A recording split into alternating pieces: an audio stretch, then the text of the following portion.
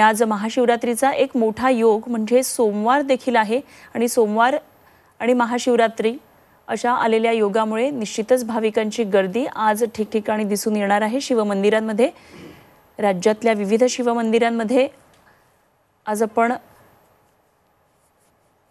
थेट जाऊन तिकडचं दर्शन घेणार आहोत। महाशिवरात्री निमित्तानं राज्यातल्या सर्व शिवमंदिरांमध्ये अशा प्रकारे जय भोलेनाथ आणि हर हर महादेवच्या गजरानं मंदिरं भक्तांनी फुलून गेलेली आहेत।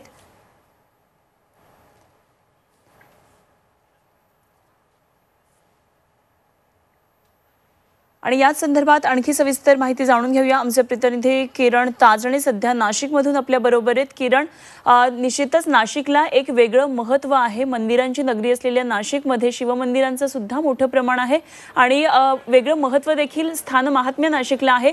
काय नेमका आज तिथे वातावरण महाशिवरात्री निमित्तानं दिसून येत आहे? अनुपमा, खरं आहे नाशिक ही मंदिरांची नगरी म्हणून ओळखली जाते। मात्र 12 ज्योतिर्लिंगांपैकी आद्य ज्योतिर्लिंग म्हणून ओळख असलेल्या त्र्यंबकेश्वर नगरीमध्ये मध्यरात्री 12 वाजेपासूनच दर्शनासाठी मोठी गर्दी झालेली आहे। आपण बघू शकतो माझ्या पाठीमागे प्रचंड अशी गर्दी आहे। मंदिराचं आज विशेष असं विद्युत रोषणाईने सजावट देखील करण्यात आलेली आहे। झेंडूच्या फुलांच्या माळा असतील, त्याचबरोबर विविध प्रकारच्या सजावटीचं या ठिकाणी मंदिराला केलेले आहे। खरं तर रात्री 12 वाजेपासूनच कुशावर्त या ठिकाणी स्नान करून मंदिरामध्ये भाविकांची मोठ्या प्रमाणात गर्दी झालेली आहे। दर्शनासाठी अनेक भाविक हे काल रात्रीच नाशिकच्या त्र्यंबकेश्वर नगरीमध्ये दाखल झाले। आपण बघतोय की महादेवाचा जयघोष सुरू आहे, हर हर महादेवाच्या घोषणा देखील दिल्या जात आहे। प्रत्येक जण आलेला भाविक या ठिकाणी महादेवाच्या नामस्मरणाने तल्लीन झाल्याचं आपल्याला ऐकून दिसून येते। बम बम बोलेच्या देखील घोषणा दिल्या जातात। मात्र या ठिकाणी आज नाशिकचं जे त्र्यंबकेश्वर मंदिर आहे या ठिकाणी जे भाविक येत आहेत त्यांच्या दर्शनासाठी जे नागरिक आहेत ते नागरिकच सरसावलेले आहे। खरं तर त्र्यंबकेश्वर नगरीमध्ये जे कर्मचारी आहेत ते कर्मचारी संपावर गेलेले आहेत, त्यामुळे प्रशासनावर मोठी जबाबदारी आहे। मात्र प्रशासनाने ही जबाबदारी पूर्णपणे चोख पाडण्याचा प्रयत्न केला जात आहे। पोलीस प्रशासन देखील या ठिकाणी सतर्क आहे, कुठल्याही प्रकारचा अनुचित प्रकार घडणार नाही यासाठी दक्षता पाळली जाते। मात्र आज मध्यरात्रीपासूनच महादेवाच्या मंदिरामध्ये जलाभिषेक असेल, त्याचबरोबर दुग्धाभिषेक असेल, अशा प्रकारचे विधी या ठिकाणी पार पडत आहे। अनेक जण महाराष्ट्रातूनच नव्हे तर देशभरातून या ठिकाणी नागरिक जे आहे ते दाखल होत आहे। महादेवाचं दर्शन घेण्यासाठी अनेक वर्षांपासून महाशिवरात्रीचं दर्शन घेण्याची परंपरा असल्यानं प्रत्येक ही भोले भक्तांसाठी मांदियाळीच असते, त्यामुळे महाशिवरात्रीला नाशिकच्या त्र्यंबकेश्वर नगरीमध्ये मोठं महत्त्व असतं।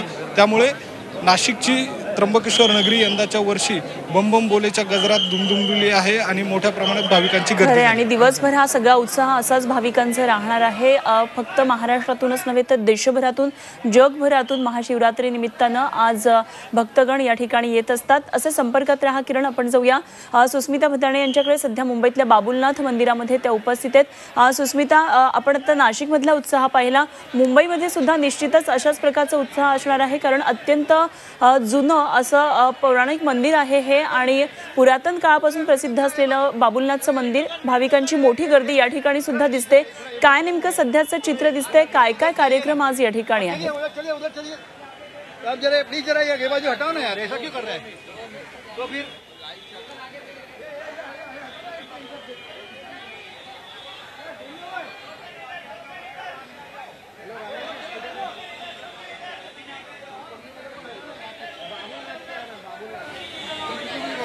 नक्कीच आज अनेक जे मुंबईकर आहेत आणि अनेक देशभरातले जे शंकराचे भक्त आहेत ते या मंदिरात येणार आहेत आणि दर्शन घेणार आहेत। विशेष म्हणजे आज सोमवार आहे आणि सोमवारी महाशिवरात्र आल्यामुळे अनेक भाविक जे आहेत ते आज दर्शनासाठी येणार आहेत आणि विशेष म्हणजे इथे अनेक जी लोक आहेत त्यांच्या सुरक्षेला सुद्धा महत्त्व देण्यात आलंय। मध्यरात्रीपासून ही जी लाईन आहे ती सुरू झाली आहे दर्शनासाठीची आणि या इथे येणाऱ्या प्रत्येक भाविकाला उत्तम पद्धतीने दर्शन व्हावं याच्यासाठी प्रशासनामार्फत ट्रस्टकडनं पूर्णपणे काळजी घेतली जाते। सोबतच आपण इथे बघितलं तर शंकराचं नामस्मरण असेल आणि भक्तिमय वातावरण इथे पाहायला मिळतंय। संपूर्ण दिवसभर हा अशाच पद्धतीचा उत्साह आपल्याला पाहायला मिळणार आहे। देवाचंच नामस्मरण करत त्याच पद्धतीने इथे दर्शनाला येणारी लोक जी आहेत ती तासन तास लाईनीमध्ये उभी असतील, परंतु दर्शन घेणं हेच त्यांच्यासाठी फार महत्वाचं असणार आहे.